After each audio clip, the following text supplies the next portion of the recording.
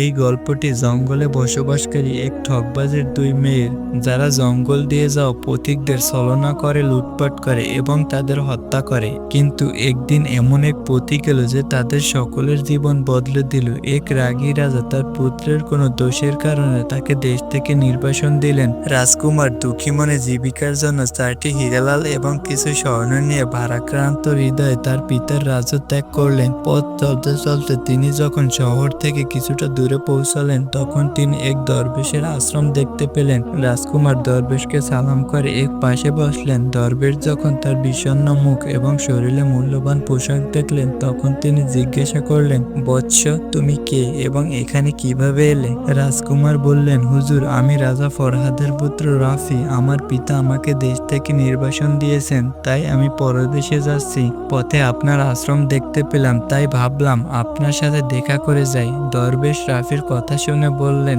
বৎস, তুমি একজন সৎ মানুষ এবং পরদেশে যাচ্ছ, তাই আমি তোমাকে 4টি কথা বলছি, এগুলো মেনে চলবে। এই কথাগুলো পরদেশে তোমার অবশ্যই কাজে আসবে। প্রথম কথা, পরদেশে একজনের চেয়ে দুজন ভালো। দ্বিতীয় কথা, পরদেশে অন্যের হাতে রান্না খাবার খাবে না, যদি খেতেই হয় তবে কোনো পশুকে খাইয়ে দেখবে। তৃতীয় কথা, পরদেশে অন্যের পাতা বিছানায় ঘুমাবে না, যদি ঘুমাতেই হয় তবে বিছানা ভালোভাবে ঝেড়ে নেবে। চতুর্থ কথা, যদি কোনো শত্রুর ফাঁদে পড়ে যাও তবে যতদূর সম্ভব নরম ও জ্ঞানের কথা বলবে, নিজের উদ্দেশ্য অর্জন করবে। দরবেশ বললেন, এই 4টি কথা সবসময় মনে রাখবে। দরবেশের কথা শুনে তাকে সালাম করে রাজকুমার পরদেশের পথে রওনা হলেন। অনেকদিন পথ চলার পর তিনি এক জঙ্গলে পৌঁছালেন। সেখানে তিনি দেখলেন একটি চিল একটি কচ্ছপের বাচ্চা নিয়ে উঠছে। হঠাৎ সেই বাচ্চাটি চিলের পাঞ্জা থেকে ছুটে পড়ে গেল। রাফি কচ্ছপের বাচ্চাটির কষ্ট দেখে তার প্রতি দয়া অনুভব করলেন। তিনি মনে মনে ভাবলেন,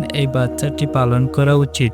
এতে 2টি কথা হবে, প্রথমত এই বাচ্চার প্রাণ বাঁচবে, আর দ্বিতীয়ত দরবেশের বলা প্রথম কথাটি পূর্ণ হবে, যে সফরে একজনের চেয়ে দুজন ভালো। এছাড়া এর সঙ্গে কথা বলে দিনও সহজে কেটে যাবে। এই সব ভেবে রাফি বাচ্চাটিকে সঙ্গে নিলেন। কিছুদিনের সফরের পর রাজকুমার একটি সুন্দর জায়গা দেখতে পেলেন। সেখানে পৌঁছে তিনি কিছু খাওয়া দাওয়া করলেন এবং কচ্ছপের বাচ্চাটিকে বললেন, তুমি এখানে বসে থাকো, আমি একটু ঘুমিয়ে নেই।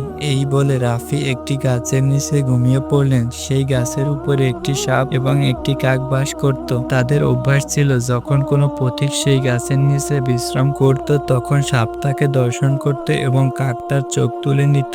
সাপ যখন ঘুমান্ত পথিককে দেখতে পেল, গাছ থেকে নেমে এসে রাজকুমারকে দর্শন করলো। সাপের দর্শনের সঙ্গে সঙ্গে রাফির প্রাণ উড়ে গেল। কিছুক্ষণ পর কচ্ছপের দৃষ্টি রাফির উপর পড়লো। তাকে মৃত দেখে সে খুব ভয় পেল এবং তার উপর বসে কাঁদতে লাগলো। তখন কাকও গাছ থেকে নেমে এলো এবং রাফির চোখ তুলতে চাইল, কিন্তু কচ্ছপ তৎক্ষণাৎ ঝাঁপিয়ে পড়ে